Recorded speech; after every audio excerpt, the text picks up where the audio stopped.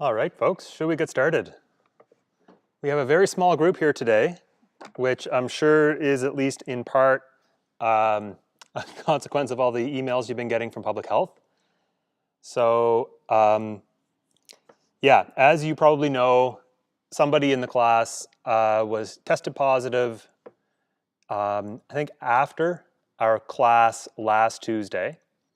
And the reason you've been getting so many emails is I think people have not, in general, been very good at like tapping that box when you come in. And so they really didn't know who was here and who wasn't. The class now has 375 people registered in the course. And what that means is that it could be kind of anybody who was here. I estimated maybe around 60 people were here in the last Tuesday's class, and that was a bit of a guess. So I don't know if they're like waiting until they get 60 people respond. Maybe it was 50, I don't really know. But as far as I know, I don't think anybody has tested positive since then. I know Nova Scotia has been at 0 now for a couple of days in a row, so there shouldn't be really any risk. Actually, it shows how well our procedures are working, the fact that nobody did seem, at least at this point, it seems to be the case that nobody contracted it. So yeah, please continue to come. Please continue to wear your masks, wash your hands, all that other stuff that you're supposed to be doing. Great. Thank you people online for telling me the sound is decent. I hope so, better be. So we're going to continue where we picked up last class. We are on the second unit talking about toxins and how we should be thinking about toxins maybe, and some measures of how toxic different compounds are and how we can think about those things. And we talked about a difference between what we called acute toxicity and chronic toxicity, where acute toxicity meant, you know, a short-term poisoning. So if you overdose on something, that would be an acute toxic effect. Or if you poison yourself, you know, if you ate too much of something or injected or whatever, and you kind of had bad symptoms right away or death within a day or so, that would be an acute. Where chronic is more long-term, it could be on the horizon of maybe multiple years, certainly multiple weeks, multiple months, this sort of thing. So a more long-term effect. And the way we measured acute toxicity was by a measure that we called LD50. And we said LD50 was the dose that you could give to a population that would kill 50% of the individuals in that population. You may remember we had this chart that described the different categories from super toxic down to practically non-toxic. And one thing I just want to underscore from this is that a high LDA means it's not very toxic. A high LDA means you need a large dose to induce these toxic effects, this acute toxicity. If you have a very small LD50, small LD50 means you only need a little bit to poison you, and that means that's going to be very toxic or extremely toxic or maybe even super toxic, as we're seeing on this slide. Now, we did talk about how LD50s are measured. Sometimes these are measured for human beings. Now, they don't put 100 people in a room and kill half of them by poisoning them. We don't do those experiments. But sometimes there's enough toxicological information if somebody goes into the hospital with an overdose, for example, and you can do a blood test and you can tell how much they consumed, and you know the death rate at that level of consumption and so on, you can calculate LD50s on actual human subjects. You know, you're calculating it after the fact. You're not doing a deliberate experiment, of course, trying to poison people. However, most of the time when LD50 for a compound is measured, it's studied using some sort of test animal. And the probably most convenient test animal that's often used are either a mouse or a rat. These are bred specifically for this purpose. The genome is very well understood. These are, you know, I don't know if branded is the word, but certainly the biological, these rats are not the same rats that you would have running around in the field beside your house, hopefully not in your basement. And so what they would do is take a number of animals and give them a dose and see what dose would kill 50% in that particular thing. And it sounds kind of cruel, but that's how we do learn what our limits are going to be, what we understand them to be. I actually worked on the Acadia Animal Care Committee for a number of years, and there's a lot of care and focus put. I mean, we don't do these sorts of studies at Acadia. We're not poisoning animals deliberately or hurting them at all deliberately. But in any sort of experiment like this, there's a lot of care put in to make sure that you're not using more animals than is necessary to tell you what you need to know. So, you wouldn't take 10,000 rats and see what would kill 5,000 of them if you could get an accurate number with 50 rats, for example, or 10, or whatever that number might be.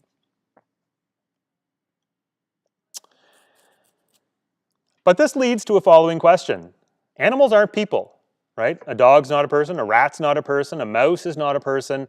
How can we be certain that if something is toxic for an animal, it's necessarily going to be toxic to us, or at least have the same LD50? Maybe we can handle that particular chemical much better than whatever species we're studying that chemical in.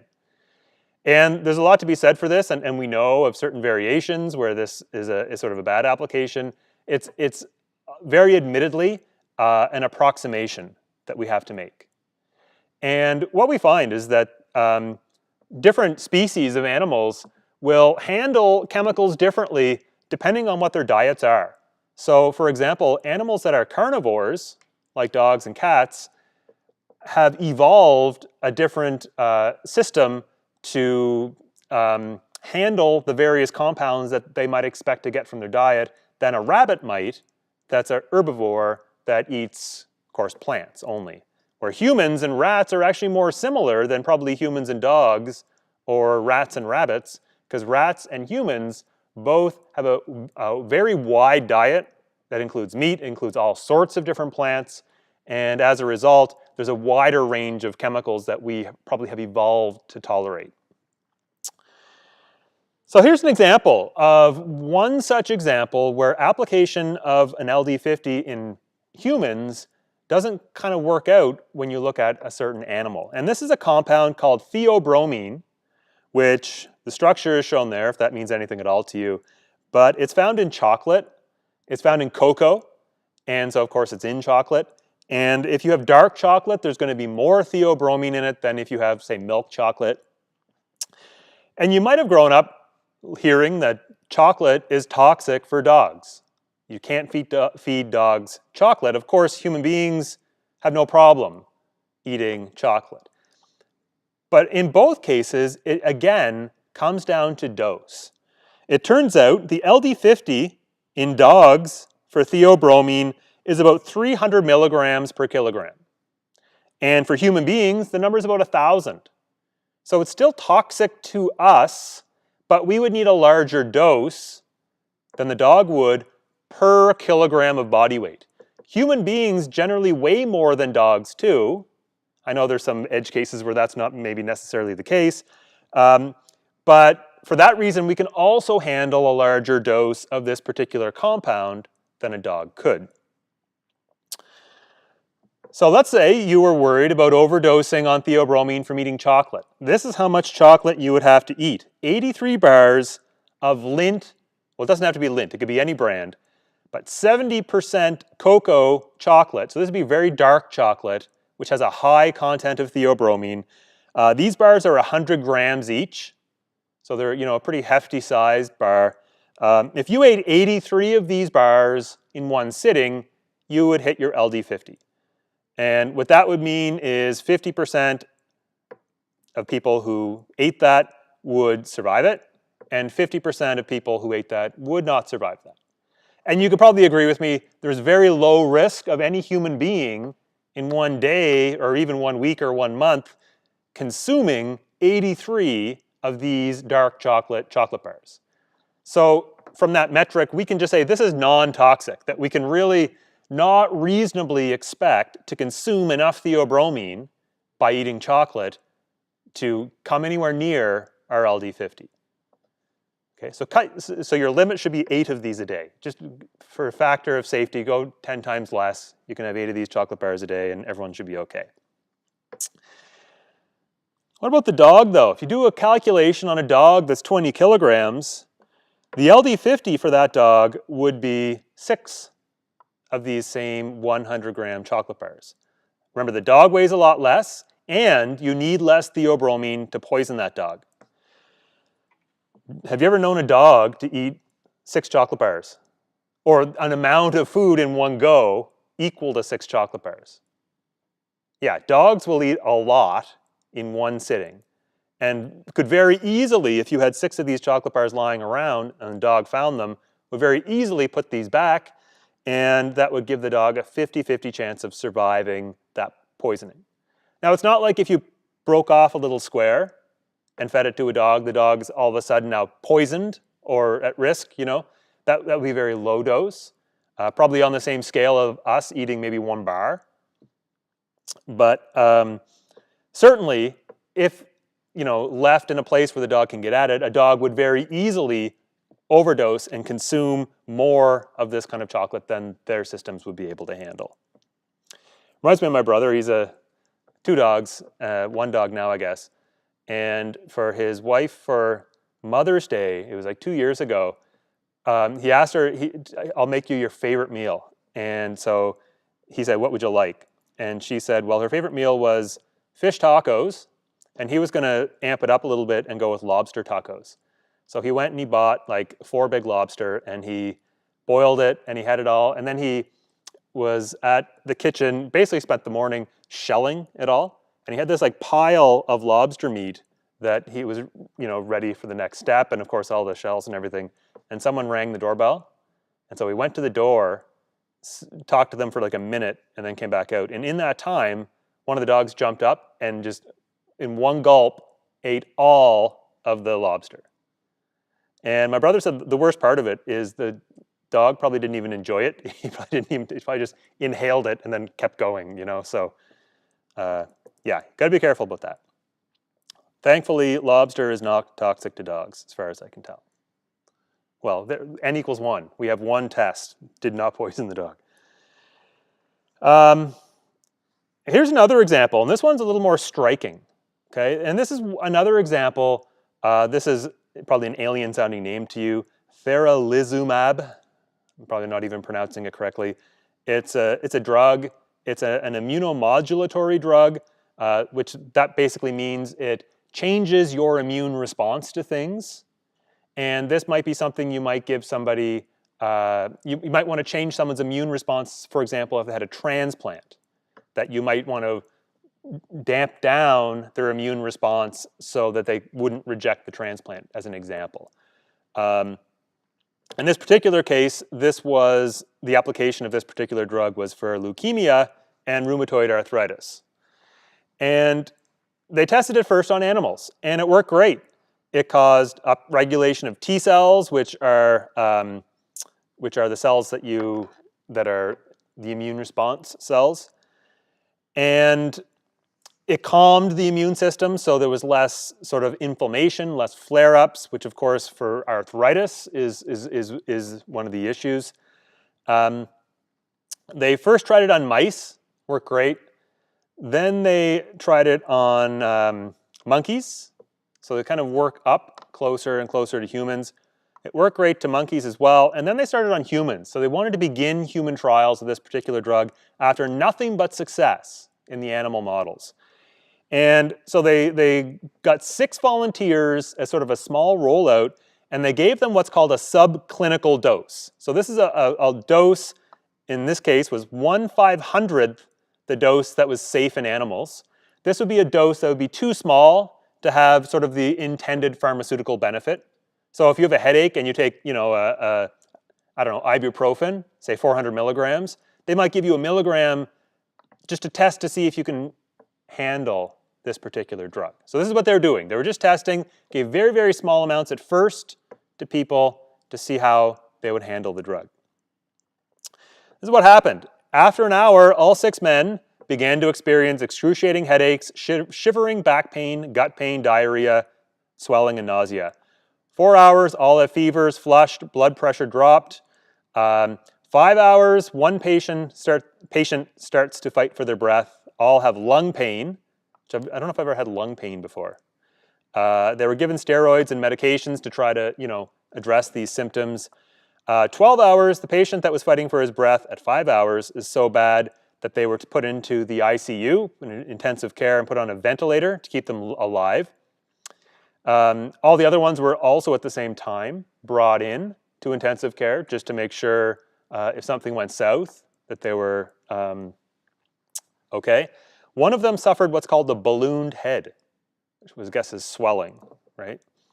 After 24 hours, which is 1 day, 2 people were on ventilators, the other were on breathing supports. 4 days later, the 4 least affected men started to recover, but all 6 began to suffer multi-organ failure, and 1 had to be attached to a dialysis machine, 1 for a fortnight. 1 volunteer lost his fingers and toes, lack of circulation. 5 out of the 6 were released within a month. The 6th stayed there for 3.5 months before being released. So here's a spectacular example of a drug that worked great in animal models, was not toxic. It was extremely dangerous, though, for human beings at a very, very low dose. So every once in a while, this is something that you see, that these toxicity tests for chemicals that are measured on animals don't exactly one-to-one correlate to human beings. Often they're a pretty good measure. In most cases, they're a pretty good measure. This one was a bit of an exception because it's messing with your immune system and your immune response. But for the most part, we do rely on these LD50 values. Not to say like we don't go to the letter. If the LD50 was 100, it's not like, oh, well, I can go to 80. I'm fine. You're not going to do that sort of thing. So these numbers, I guess if they're measured in animals, you should take them as a rough guideline. All right, we still have a couple of questions on the go with our ACORN unit assignment. What chemical found in chocolate shows considerable toxicity to dogs and cats? I didn't put the cat's number there. I think for cats, it's 200 milligrams, although cats aren't like dogs. Cats typically won't pig out like a dog will. Same scale, so we don't typically worry too much about cats overdosing on it. But this chemical is little concern to human beings. And the choices are arsenic, sulfamethoxazole, theobromine, and theralizumab. I don't know why they give drugs these kinds of names that are hard to pronounce. Makes people scared of them. All right, any guesses? You can pop it in the chat if you have a guess too. Spoiler alert, the answer is C, theobromine. Apple seeds. Remember we talked at length about how the toxicity of a chemical is not determined by where it comes from, whether it's from a natural source or an artificial source. This is just another example. Apple seeds also contain an acute toxin. I alluded to this earlier, I think, and the chemical is called amygdalin. And the structure of amygdalin I've drawn there too, if you're into chemical structures. Found only in the seeds, not in any other parts of the apple. And the danger for this chemical is not that the chemical itself poses a necessary risk to you. It's that when that chemical enters your body, it breaks down. Your digestive system decomposes this compound and it releases cyanide. And cyanide is dangerous to us. It is a very dangerous chemical. And you can see maybe in this structure, towards the right, bottom right, there's that C and then 3 lines to an N. That's the part that falls off and becomes cyanide when we consume this.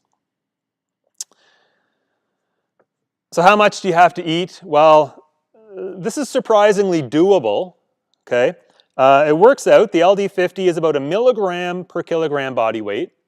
Milligram is not a lot for a kilogram, right? So 1 gram of substance, which would be like a small little handful maybe. 1 gram would be enough to do 1,000 kilograms worth of people, So a tiny little bit, a little palm full of this chemical would be enough to hit the LD50 for, I don't know, 10 people or more. So it's classified as super toxic based on the LD50 value in that table that I showed you before. So to get this, you would need to eat roughly 143 apple seeds, which, you know, that's a lot, but I guess you could do it if you set your mind to it. That works out as the seeds of about 18 apples. So, I mean, yeah, don't eat them like they're a bowl of nuts, of course, but if you ate the seeds of one apple, you're probably okay. Despite this being super toxic though, people extract this chemical out and sell it online. And what do they sell it as? This is one example. Vitamin B17 is what some people call this compound, amygdalin. And I just want to make very clear at this point that amygdalin is not a vitamin. A vitamin is a substance that is required to maintain our health that must come from our diet. We have vitamin C, you know, that comes in, you know, oranges, fruit, stuff like that. Vitamin E, which is an antioxidant. We have all these different vitamins that we need as part of our diet. Vitamin D, actually, we generate by exposure to the sun. We can get it in our diet as well. So this is not correct to call this vitamin B17. There's no such thing as vitamin B17. This is a made-up name by companies that are trying to make this sound as if it's something that provides a benefit to our body, like other vitamins do. Vitamin B17 comes from a number of different things, not just apple seeds, but also peach pits, any sort of hard, stony part of a fruit. Some nuts actually do, not nuts that we eat, but you can actually find it in cases like that as well. So what does this exactly mean? Why would people do this? Well, I mean, the reason people do this is because it's natural, comes from a natural source, and people develop a belief that compounds like this might have some benefit for you. So the example here is you can see they're selling it as an anti-cancer vitamin. So there's a lot of people who might see this advertised somewhere. It's actually illegal in Canada to advertise this in stores like this. It's also online, but it's very difficult to regulate. And people will see this and think, well, I don't want to get cancer. I'm going to start buying this and then start taking this, when we know it's classified as a super toxic substance. This is, how do we know it doesn't help cancer or do anything for you if you have cancer or prevent it or anything like that? We can do science. People have done science on this. This is a clinical trial of this particular substance, amygdalin, to fight human cancer, where they tried to feed people specific doses under very regulated conditions to see if this would maybe help people fight cancer. And as you can see in yellow, no substantive benefit was observed in terms of cure, improvement, stabilization, improvement of symptoms related to cancer, extension of lifespan. The hazards of amygdalin therapy were evidenced by several patients, by symptoms of cyanide toxicity or blood cyanide levels approaching the lethal range. It is a toxic drug, and in fact, I wouldn't even call it a drug in the sense that it's not used to treat any condition and is not effective as a cancer treatment. So the science actually is quite clear on this, despite people making these claims without evidence that it does benefit you under certain disease states. This is another one. This is the Cochrane Library. This is an organization that will publish sort of position statements. They'll review all of the available science and come out with sort of a statement that summarizes what they believe. And they're generally very, very trustworthy and very evidence-based. And they say the claims that amygdalin have beneficial effects for cancer patients are not supported by sound clinical data. There's considerable risk of serious adverse effects from cyanide poisoning after amygdalin, especially after oral ingestion, just eating it. The risk-benefit balance is unambiguously negative. So yeah, please never take this stuff. And then you see examples like this: severe cyanide poisoning from an alternative medicine treatment with amygdalin and apricot kernels in a 4-year-old child. So, it's important that we are very aware of what chemicals are toxic, what those toxic levels are, and weigh that against the potential benefit or potential use of that same substance. Because every single chemical has an LD50. And as we saw in our last class, water has an LD50. Salt is another example. Salt, if you ate a bucket of salt, that might kill you, right? You can overdose on salt, you can hit your LD50, but also 0 salt will also kill you. Your body needs salt. And a lot of very good science has gone in to learn what that optimal level of salt intake is. Okay, so anytime we have any chemical that comes into contact with us, that we ingest, that we have against our skin, any of these sorts of things, we have to first of all understand what the risk is, what the toxicity is, and also weigh that against the benefit of having that substance in our presence. Here's a great example. DEET is a chemical that's found in, not insecticide, but it's like bug spray. What you'd put on if you're going out into the woods. And if you went out into the woods with no bug spray at all, you run the risk of getting bitten by a tick and then therefore developing a risk of getting Lyme disease. That risk gets reduced to close to 0 if you use a DEET-based bug repellent. Does that mean bug repellent, we should be wearing it all the time? Well, no, maybe there's some risks involved as well with DEET that we have to understand as well and weigh the risk-benefit for any chemical that we use, whether it's natural or artificial. Here's just another example, FDA taking action against 14 companies for selling illegal cancer treatments. And this reminds me of an article I read actually this morning, which was talking about a child, I believe in Ontario, who suffered an overdose. They're still alive. They suffered an overdose from eating edible cannabis. So it was little gummies, and they were the brand, what were they called? They looked like the Maynard's candies, like the packaging looked very, very similar. And the mother didn't even know the difference and fed it to the daughter, and the kid ended up in the hospital. And they're talking about regulation, because it's illegal in Canada to sell edibles in a package that's brightly colored and appealing to children, that looks, it has to be very plain and boring looking. It can't look like the rest of the candy aisle. Not that you can buy edibles in the candy aisle. But they were saying, like, why is it that people can still get these? Not in, the NSLC, but you can buy these online. And they said, for every time you take one of these companies down, 4 more pop up in its place. So he said they're extremely difficult to keep ahead of them. And that's the same thing that you're seeing here. The FDA can take action against 14 companies selling these types of supplements and treatments, but as long as there's a market, more will pop up. Like it's almost impossible, especially with online marketing, to keep ahead of these sorts of things. Very, very difficult. The most toxic substance that we know of, it's a natural compound called botulism toxin. The LD50 for this is extremely low, 2 nanograms per kilogram for venous injection. Venous means being injected into a vein through a syringe, right? 2 nanograms per kilogram is an extremely low amount. That means if you had a 2-liter, think of a 2-liter ice cream bucket, and you could fill that to the top with botulism toxin.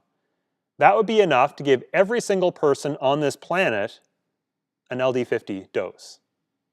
So you kill half the planet with that. 4 liters, you could kill everyone in the entire planet. It's extremely, extremely toxic. And those are numbers that I can't even imagine everybody on this planet. I can't imagine 1 billion people or 7 billion people or whatever number we're at now.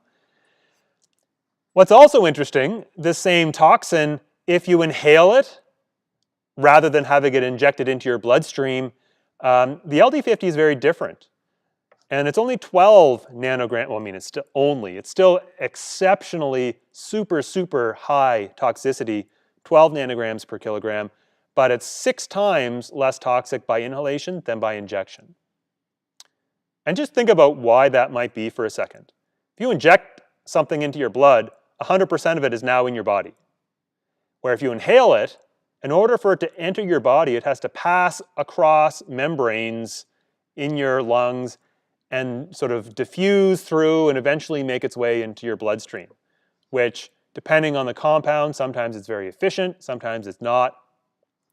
And so we can have very different toxicities for the same substance with different types of exposure. And you imagine the different types of exposure. You can have it against your skin and you can absorb it, you can inhale it, you can ingest it, you can inject it. So there's all sorts of different ways that you could potentially be exposed to things like this. Now, all this said, Botox, botulism toxin, is the most toxic substance we know of, yet it's used safely every single day in medical applications. So if you went to get Botox, this is what's being done, is they're taking this botulism toxin and they're injecting it not in your bloodstream, but under your skin. That leads to paralysis of the local muscles, and it leads to smoothing, and it can lead to reduction of lines associated with aging, wrinkles. And the reason we can do this safely is because we can choose a method of introduction, injection under the skin, at a dose that we know can be controlled safely, that's not going to cause poisoning or overdose, and therefore we can get the desired benefit out of it. So just because something is super toxic doesn't mean it cannot be used safely as well, even inside of a human being, which is actually quite interesting. Another question. Which of the following is not a factor in determining the level of risk that a chemical might pose to you? What's not a factor? A, the route of exposure. B, the origin of the chemical, natural versus synthetic. C, its acute toxicity measured by LD50. Or D, the dose of the chemical received.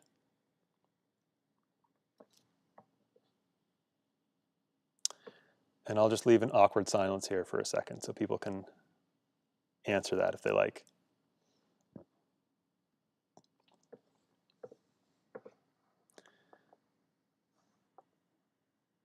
All right, I'm done. Okay. Everything we've spoken about up to this point in terms of toxicity has been about what I call acute effects. Acute effects, instant effects, things that affect you kind of right away. The other side of the coin here is chronic effects, because you can have all sorts of chemicals that you're exposed to cause you all sorts of health problems down the line that are not captured by LD50. Yeah, you can, the old saying, whatever doesn't kill you makes you stronger, is not true. Almost never is that true, actually. Definitely, you can have compounds, chemicals that you're exposed to that can cause you all sorts of problems down the line that really aren't going to affect your ability to survive today one bit. Example is a cigarette. If you smoke a cigarette right now, you're not at sudden risk of overdosing or poisoning yourself immediately. However, if you smoked a cigarette every hour for the rest of your life, you have a very high likelihood of developing very severe health consequences, maybe as early as your 40s or 50s. Alcohol is the example that I have on here as well. LD50 is classified, alcohol is classified as slightly toxic because its LD50 is pretty high. So alcohol, in and of itself, doesn't have a high toxicity. What makes it dangerous is a high dose, right? Because it has not very high toxicity, we can take a very large dose and that can overcome any LD50. Just like you can overdose on water, alcohol is relatively easy to overdose on by just consuming a lot of it. Because if you think about it, hard liquor is about 40% alcohol I think it's by volume. I think it's different in Canada and the States. Once it's by mass, once by volume. Anyway, what that really means, if you had 100 milliliters of that, that's 40 milliliters of alcohol, which probably weighs, I don't know, about 35 grams. And if you look at the LD50, 7 milligrams, or 7 grams per kilogram, depending on how many kilograms you weigh, you could easily have enough shots to get yourself up to that toxic dose. Alcohol in low doses isn't going to cause you to overdose. It's not going to give you alcohol poisoning, but if you do it over a long term, it does increase your risk of liver damage, for example, and stomach cancer and many other problems as well. So that would be a chronic effect from the same substance. So here we're going to come back to the food babe. You might miss the food babe.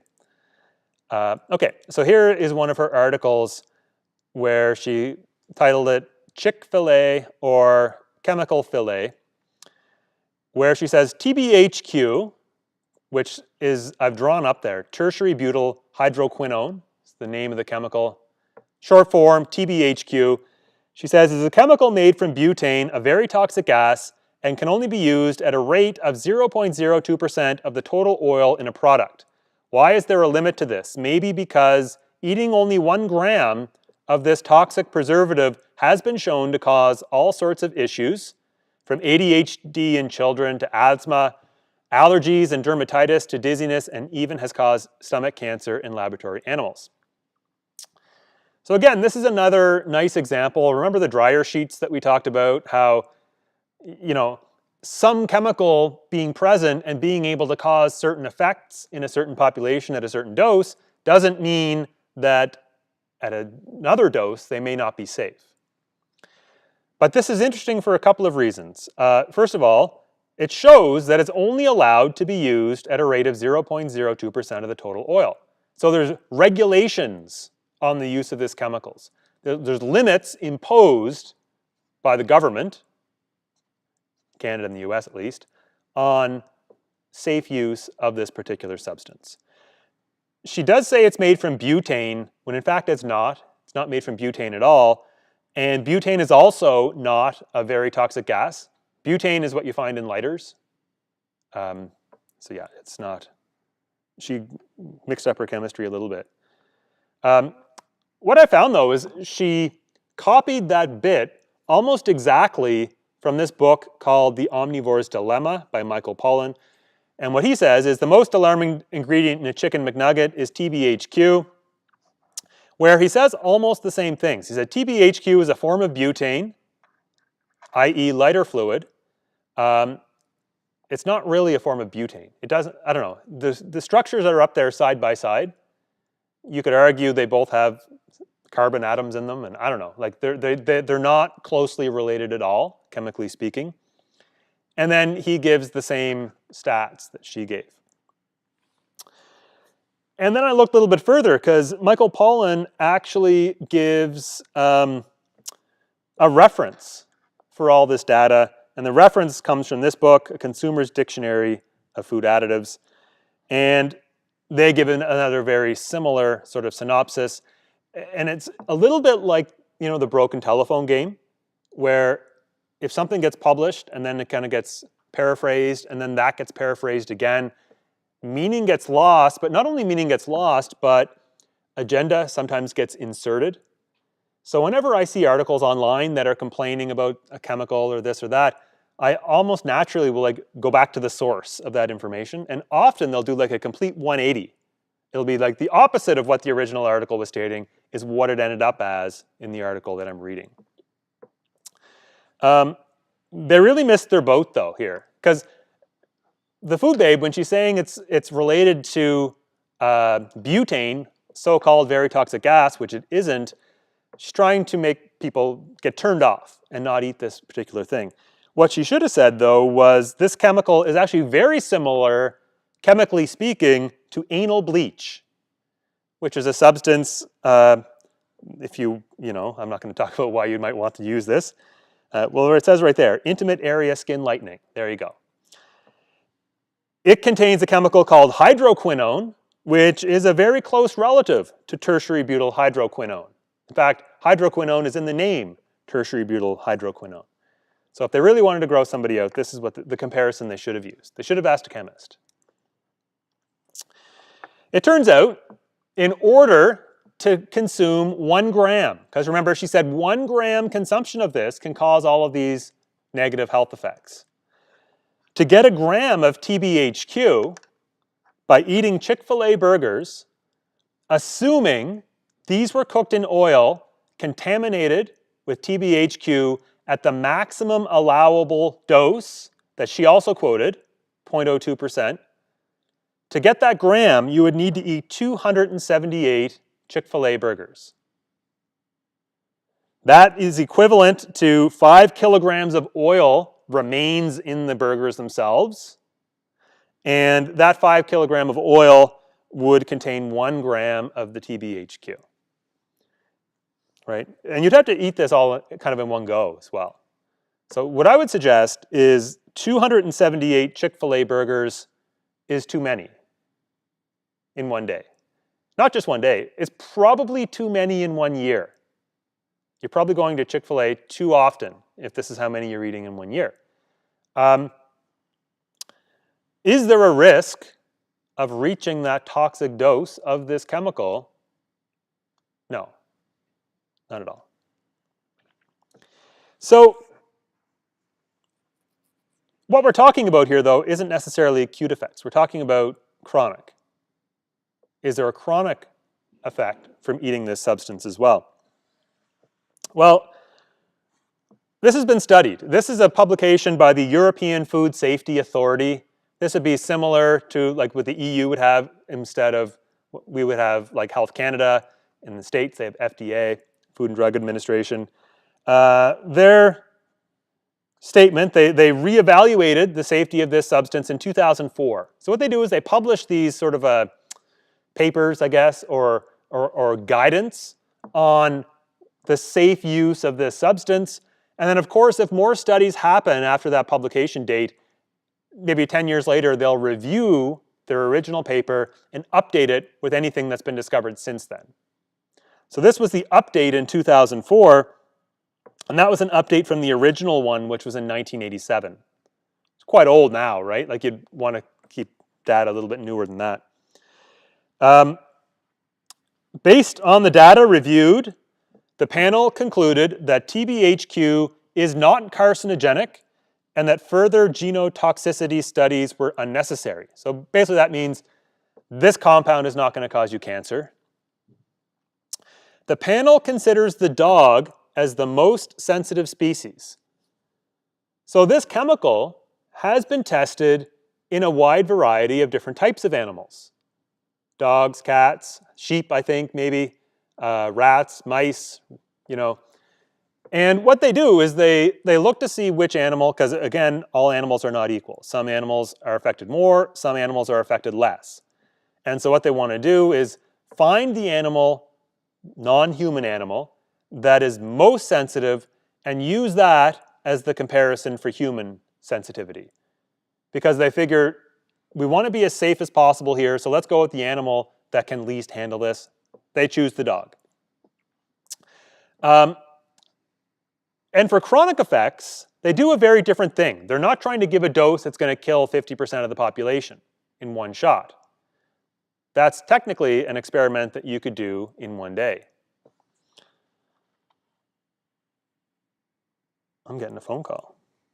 Ian Spooner. I'm going to have to call him back. What they do with the animals is they take the animals and they'll feed them a very low dose that'll cause no symptoms, no negative side effects, no rash, no lethargy, nothing. And then they slowly ramp up the dose until they see any sort of negative side effect. Okay, if that could be a rash, it could be, you know, you name it. It's not lethal. They're not trying to kill the animal. They're just trying to cause some symptom that's visible and measurable.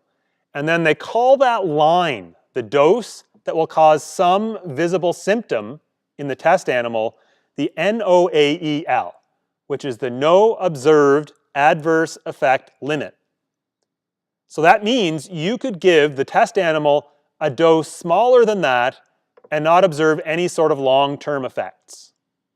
If you go above that, you will start to see some kind of a long-term effect, generally of the mild persuasion, not things like immediate death, right? So they pick an animal that's most sensitive, they find that line below which there's no symptoms observed in the animal, and they take that number and they divide it by what we call a safety factor. Okay, so the safety factor, and they don't just give the dose once, they give that same dose to the animal every single day. So this is a chronic, low exposure every single day, kind of an exposure, typically for weeks or months, not a one-shot, let's see who dies, which is what we do for LD50. So once you find that line that the dog or whatever animal can tolerate without showing any sort of negative side effects, they then divide that number by some safety factor, which is usually 100. So I'll take that line, divide by 100, and they call that the ADI, which is the acceptable daily intake for human beings. So if you are a human being and you took in the ADI, the acceptable daily intake level of any chemical every day, you should be 100 times lower than the dose that causes observable side effects in some animal species. Okay? So if you go back to this, right, like 1 gram of TBHQ, I think she was talking about acute dose, but let's say 5 of these a day would get you above your acceptable daily intake of TBHQ. In fact, I should do the math there. I don't know what the number is. Probably 5 days or 5 of these a day would also cause you all sorts of side effects from the amount of fat, salt, sugar, refined flour in the bun, whatever else is on the sauce, all those sorts of things are more likely. And that's at a pretty high consumption rate, 5 of these a day. Okay, so this is just a summary. NOAEL stands for no observed adverse effect limit, which is the dose below which, the daily dose below which test animals show no symptoms. ADI is acceptable daily intake. It's sometimes called RFD as well, reference dose. And that's the NOAEL divided by some uncertainty factor, which for human beings, we normally apply a factor of 100. So it kind of looks like this. The LD50 for TBHQ is around 700 milligrams per kilogram of body weight. So if you took your body weight in kilograms, multiplied it by 700, took that dose of TBHQ in one go, you'd have a 50% chance of surviving and 50% chance of dying as a result of that exposure. That level is way higher than the level necessary to show any sort of negative side effect. Death is, pretty much the most extreme of side effects you could imagine. Okay, the NOAEL you can see is a much lower dose. It's around 10 times less. It's around 70 milligrams per kilograms body weight. So if you took that dose, then you could, every single day, you might experience drowsiness, all the sorts of things that you see in the liner notes of different drugs. These are all sorts of things that you could potentially have. But then they take that number divided by 100 to establish the safe limit for human beings. So you can see the ADI, the bar there is so small it's not even visible. It would be 0.7 on that scale, which goes up to 700. So it's 1,000 times less than the dose that would 50% chance of killing you in one go. So when you think about that, that maximum allowable level is based on this ADI. It's based on reasonable consumption rates, or sort of worst case scenario consumption rates for people. And when you think about it, there's a lot of safety even built into that number. That if you were consumed the maximum amount allowable, you're still going to be nowhere near, certainly the LD50, but the NOAEL, you'd need to eat 100 of them a day to get to that level. Question 4, NOAEL is a measure of what? A, severity of the symptoms the chemical can produce. B, both chronic and acute toxicity. C, chronic toxicity, and D, acute toxicity. Take a chance just to check the chat. Chick-fil-A burgers are amazing. 287 might be worth it.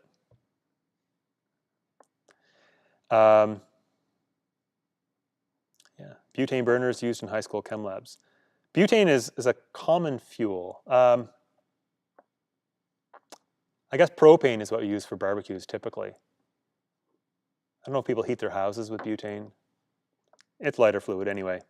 It's not extremely toxic. You don't have to worry about that. Okay, so let's jump in. We're about 50 minutes in. I don't want to go super long today, but I would like to talk a little bit about mercury because it's a nice example of a substance that everyone kind of knows is toxic. And I want to address this in the context of what we've already learned from acute toxicity and chronic toxicity. Mercury is a metal. It's a liquid metal. It's the only metal that is a liquid at room temperature, only pure elemental metal. And you can see it in the picture there, you know, it kind of would flow around a little bit in there. Mercury used to be used, used to have medical applications. And one application that I read that people used to use this for was as a laxative. That if people had trouble using the washroom, you would drink a glass of this. And it was so dense and heavy, it would basically run all the way through you and force everything in the way through. Clearly, we don't use it for this anymore. But the fact that you can drink this literally, you know, hundreds of milliliters of this stuff and not die, tells you something very interesting about its toxicity. We understand it to be extremely toxic, and if that's the case, how could we possibly drink a glass of this? Mercury also used to be used, I think, to treat syphilis. Mercury and mercury compounds. Mercury compounds were also used in the old, a long time ago, the felt industry. So I remember back, I don't know, when I was in school, we used to learn about sort of the early days of European settlers arriving in North America. And we'd hear a lot about the fur trade and how beaver pelts were very desired. And the reason was, fashion in Europe at the time was to have hats that were made from felt, and the felt was made from beaver pelt. And they used mercury in the process to convert the raw pelt into felt. I wonder if felt and pelt, if those words are related that way. Anyway, as a result, people who did that kind of work that were called hatters often suffered from chronic mercury poisoning, from being exposed to mercury through their point of job all the time. And that kind of was the origin of the Mad Hatter in Alice in Wonderland, is that as a result of this chronic mercury poisoning, these people would often get permanent neurological damage, which would make people say that they had gone mad. So the Mad Hatter was a very real thing a few hundred years ago, certainly in Europe. Mercury is also used in dental care. We use mercury, or at least used to use it a lot more than we do now, to make what's called an amalgam. An amalgam is when you dissolve together a number of different metals to make a sort of a solid or liquid in the end. So if you take mercury and you mix it with another metal, the other metal will dissolve in the mercury and you'll have what's known as an amalgam. So it used to be the case that if you got a filling or you had a cavity in your teeth, that would get drilled out and then replaced with this mercury amalgam, which there you're putting a permanent source of mercury into your body. This is kind of what it looks like. I don't know, I was never destined to be a dentist, and I find looking at people's teeth up close a little bit gross, but this one's not so bad. This is kind of what it looks like. It looks metallic and shiny, and there's a considerable amount of mercury in that metal that's constantly in contact with your saliva that you'd be constantly swallowing. And this is mercury in a form that I'm going to call elemental mercury. That mercury, like many chemical substances, have multiple different forms that they can be found in nature. So mercury itself can be this shiny, liquidy metal, or you can have mercury combined with other elements to make substances which are very, very different and therefore have very different toxicities and pose very different dangers to us. About 50% of the weight of a mercury amalgam used in dental fillings is mercury. There's also silver, some tin, copper, tiny bit of zinc. So it gives you an idea of how much could possibly be in there. So it turns out mercury metal, like botulism toxin we talked about, like any other substance, how toxic it is to us depends on the route of exposure, because the route of exposure controls how much of it gets absorbed into our bloodstream, into our bodies. It turns out that if you inhale vapor from mercury, if you have mercury and you boil it, say, and it's vaporizing, it's going into the gas phase and you're breathing that in, your lungs will absorb 80% of the mercury that's in the air. If you consume it, if it ends up in your food or you drink it, 0.01% of it gets absorbed through your GI tract. The rest of it just gets eliminated. So this maybe explains why mercury can be very, very toxic under certain conditions, but also very dangerous, very potentially innocuous if you are exposed to it through some other route. All right, so here's an interesting paper. This is called the Richardson paper. It talks about the risks from from having mercury exposure in your fillings and post-2000s, looking at data since the year 2000. And I found the first one very interesting. Americans in the US have on average 8 cavities per person that required fillings. And in Canada, the number is about half that. So for some reason, I guess maybe universal healthcare has something to do with that. I don't know. But Canadians are generally better at taking care of their teeth. So that turns into a lot of restored teeth in both the US and Canada. If you take every person, multiply by 4 in Canada or multiply by 8 in the US. And what they did is they looked to see how much mercury you are exposed to every day as a result of having a mercury filling. I think most of these fillings now, they use some kind of polymer, some kind of, makes your teeth look white, which is a little more attractive than this metallic looking stuff. So it works out that for every mercury-filled tooth that you have, you're exposed to somewhere between 0.5 to 1 micrograms per day of metallic mercury. So if you have the average number of cavities, which is 4.3, you get about 3 milligrams per day of mercury exposure by having your teeth filled that way. It turns out the WHO tolerable intake limit is 2 micrograms per kilogram of body weight. So if you weigh more than 1.5 kilograms, which presumably everybody does, having that number of cavities filled is not going to put you over above this tolerable intake limit. This ADI is essentially what this is. This is the daily dose that you can get.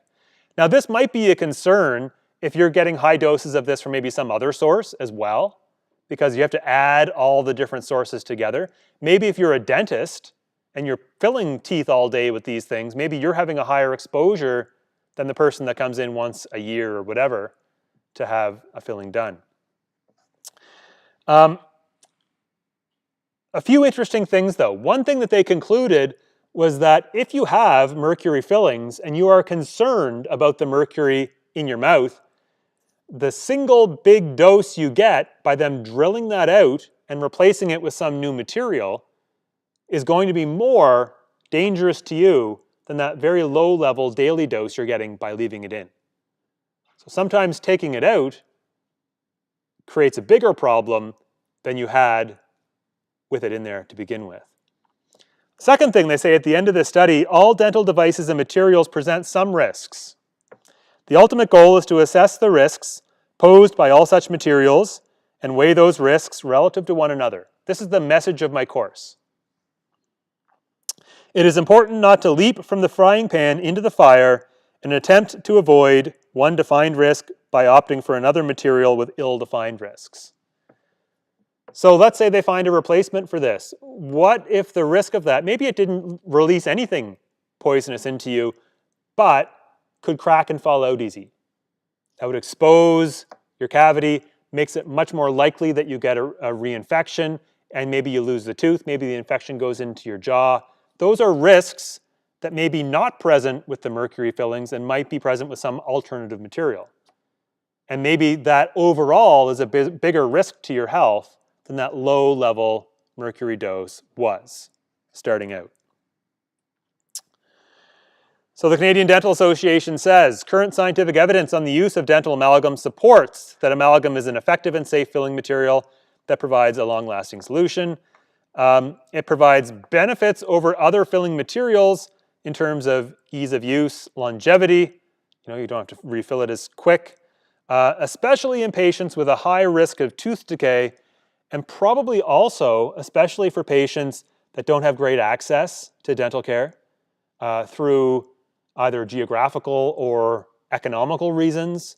If you can't afford to go to the dentist and you can't afford to have a filling replaced, you want the first time to get a filling that's going to survive as long as possible. So these are all factors that goes into that complex decision making about which chemical is best to use. And it's not simple. It's not like we can label a chemical as good or label a chemical as bad. A chemical that might be good in one application might be very bad in another application, depending on all of these sorts of factors that we have to put into place. We're going to talk about fluoride in drinking water later in the course. Is this a good idea or a bad idea? Well, it's a tremendously good idea if that's the only source of fluoride you're getting. Is it good if you brush your teeth every day and have other regular dental access and all that sort of thing? It's probably not that important to you if that's the case. But those are two very different people, different populations, different risks, and all of these sorts of things have to go into this decision-making factor. We have another question. Why is mercury sometimes used in dentistry? It's used as an antibacterial mouthwash, a preservative in a local anesthetic. It's applied to teeth to remove tartar. It's used in amalgams to fill cavities. Hopefully this one's pretty obvious.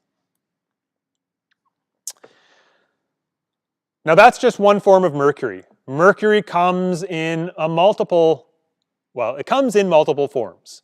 There's that silvery metallic mercury you can put in your teeth. Another form, which is extremely deadly, is called dimethylmercury. It's a mercury, and I have CH3, Hg, CH3. That means there's a carbon with 3 hydrogens, and there's 2 of those attached to a single atom of mercury, which goes by the symbol Hg. It's one of the strongest known neurotoxins. A fatal dose has been as low as 0.1 milliliters. It's volatile, which means it goes into the air. So you can smell it, you can breathe it in. It's 20 times more toxic than cyanide. Its LD50 is 0.05 milligrams per kilogram body weight. Far, far, far more toxic than the liquid silvery mercury that we're used to. And the person in the picture here, she was a chemistry professor who was working with this chemical and dropped 1 drop of this. She was wearing gloves, but she dropped it on her glove. She knew how toxic it was. She was working in a fume hood and dropped it on her glove. Right away, she ripped the glove off and washed her hands. But in the time that it took her to do that, enough had absorbed through the glove and into her skin that she died. She had toxic overdose from this substance. Just to give you a sense of how dangerous some substances can be. Now, vaccines are, and this is another example. I'm going to say they're controversial. They're not at all controversial from a scientific lens, but they're controversial in society for other reasons. Because there's an anti-vax movement. These are, they contain chemicals that are of unnatural origin, often. And there's all kinds of conspiracy theories about why they're given out and about data being faked and all this kind of stuff. You know, it checks a lot of our different boxes about red flags that we look out for. But one thing that you can't deny is measles, as an example, was a pretty terrible disease in the US between up until, I'd say, 1960 or so, there was an average of around 500,000 cases a year. Many of these people either died or suffered long-term consequences as a result. 1963, a vaccine was introduced. And this is very interesting because this was like a very historic thing. Just like the vaccine right now for COVID is a very historic thing for a few reasons. One, because this is a completely new type of vaccine, which is the mRNA vaccine, which is very, very new. It was introduced in 1963. They perfected a little bit the formula, you know, and the dose schedule and all this sort of thing.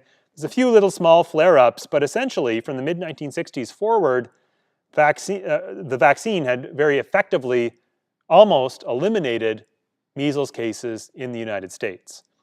In fact, they almost declared it extinct in the US. They went 5 years. When was that? It was in the 2000s, I think. They went a 5-year stretch with 0 measles cases in the whole country.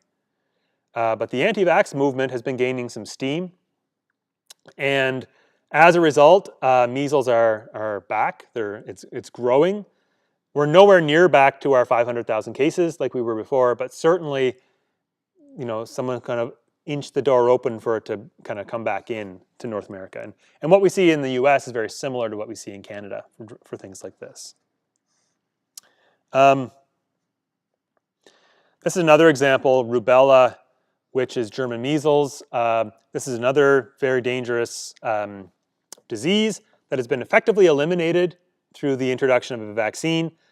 This one speaks to me more because I have an aunt who contracted rubella, also called German measles, while pregnant. And what that does is it causes birth defects, it causes developmental delays and so on in the offspring. And that's what happened with my cousin. So I know what this is about. So mercury in vaccines. You may have heard mercury is in vaccines, and mercury is very toxic, very dangerous. And as we can tell, like mercury comes in different forms. Some forms are extremely dangerous and toxic. Other forms, less so. All of them are probably something that you probably want to avoid to a certain extent. But all of them, again, are something that I think you really need to weigh risk and benefit, dose, toxicity, and put them all together. It's not as simple as mercury bad, avoid, or mercury good, fill your boots. Nothing like that. The reason why we have mercury, or at least had mercury in vaccines, came from sort of a tragic case. I think it might have been the smallpox vaccine. I might be wrong about that. It was an early vaccine, and around 1910, there was a mission to vaccinate children in India. And what they had was like a bottle, a glass bottle that would contain, I don't know, 100 milliliters of vaccine. And what they were doing is they had these syringes that have children come into the clinic, and I think one bottle was enough to deliver 25 doses.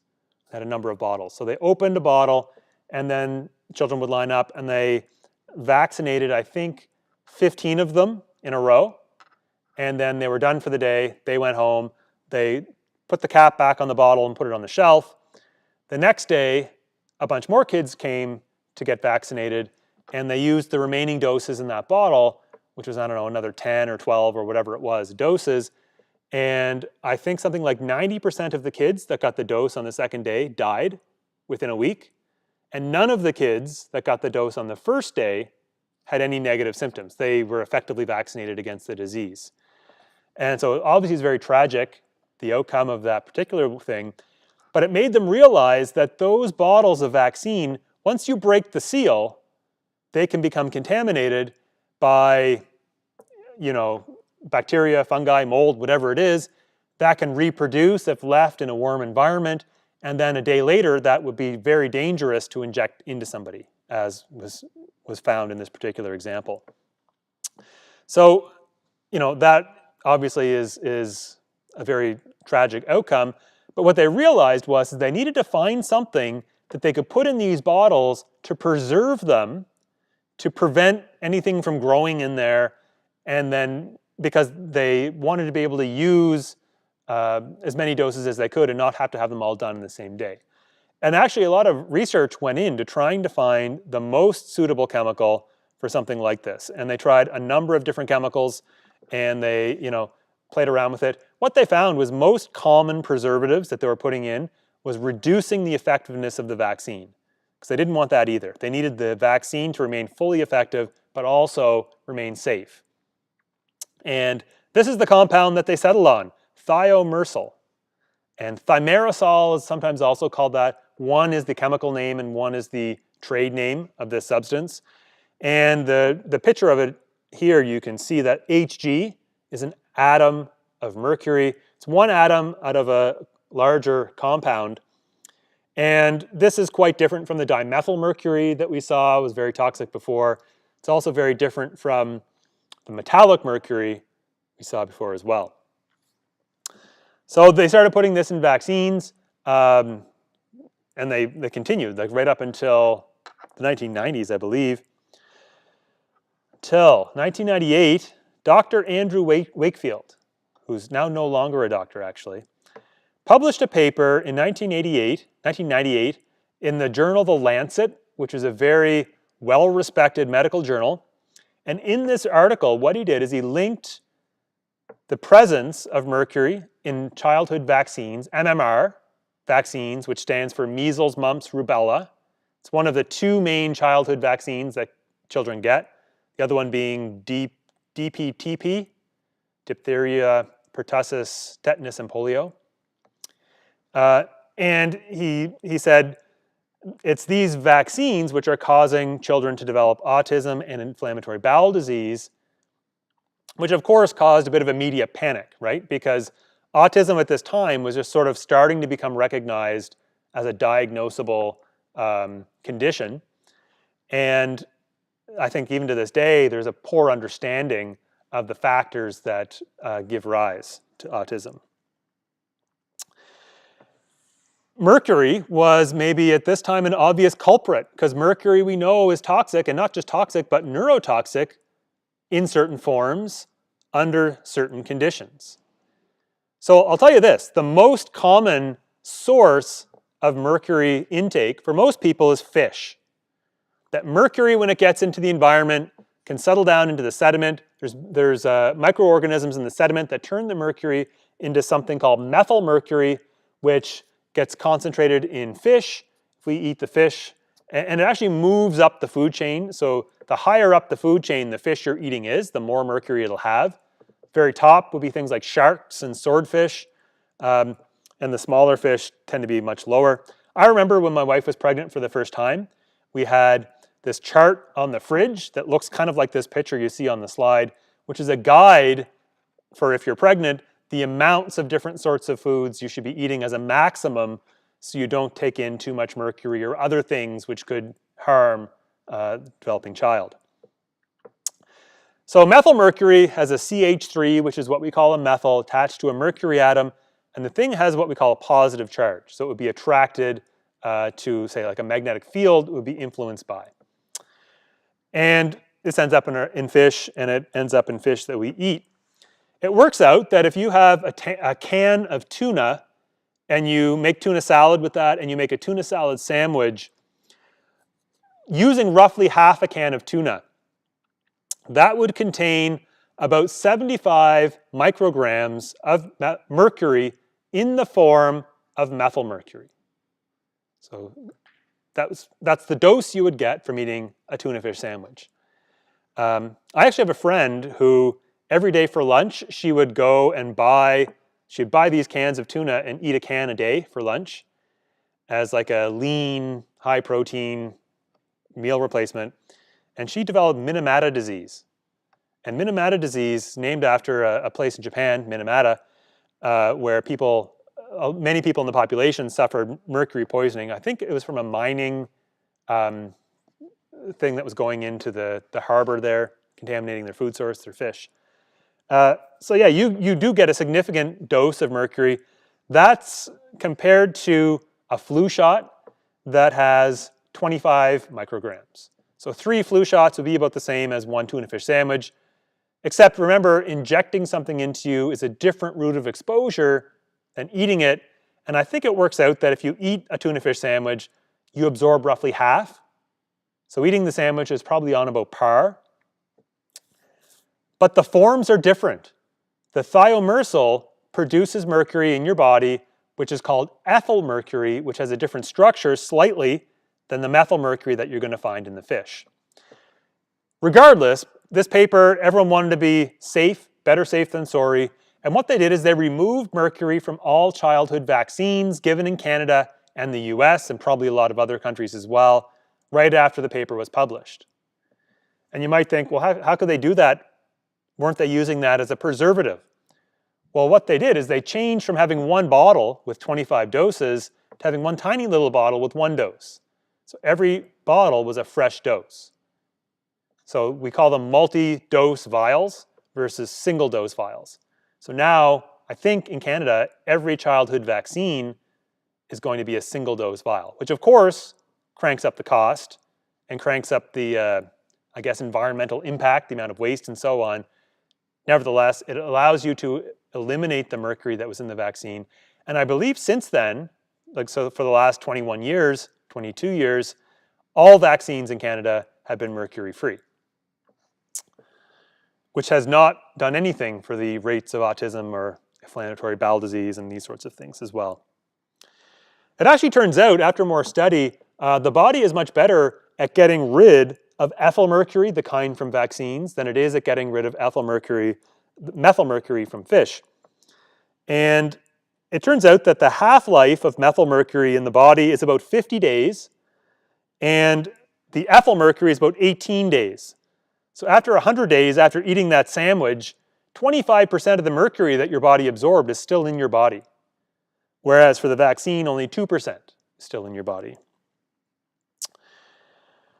A lot of groups, companies, and so on started to do some research on their own to see if they could back up this person's claims, and they were unable to. And finally, they saw a lot of troubling things come from the original publications. First of all, the original study of Wakefield was funded by lawyers of parents suing MMR vaccine manufacturers for their child's autism. In other words, they had no evidence that that was the case, so they needed to pay somebody to generate the evidence. He applied for a patent for his own vaccine that would compete with the MMR vaccine, so he had motivation, financial motivation to have the existing one taken off the market. He performed invasive procedures on 12 autistic children without ethics approval and contrary to their clinical interests, meaning it wasn't to provide them any sort of benefit.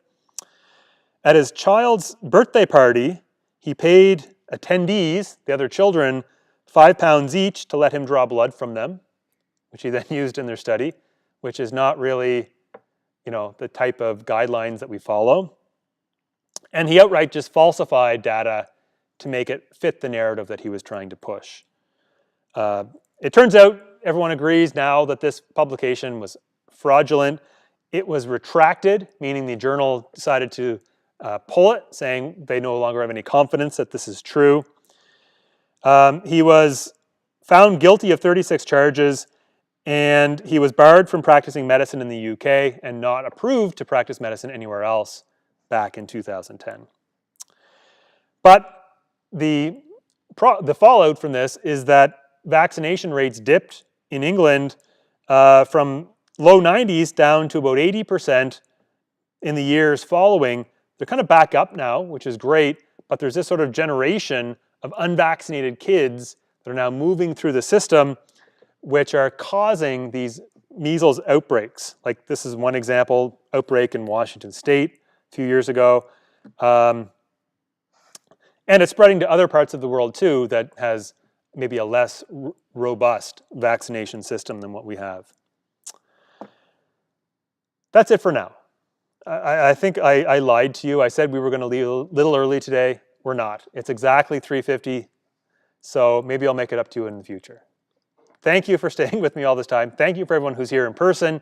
And for everybody else who's not here in person, I hope you feel safe to come next time. Our precautions seem to be working pretty well. Great. Thanks everyone and have a great day.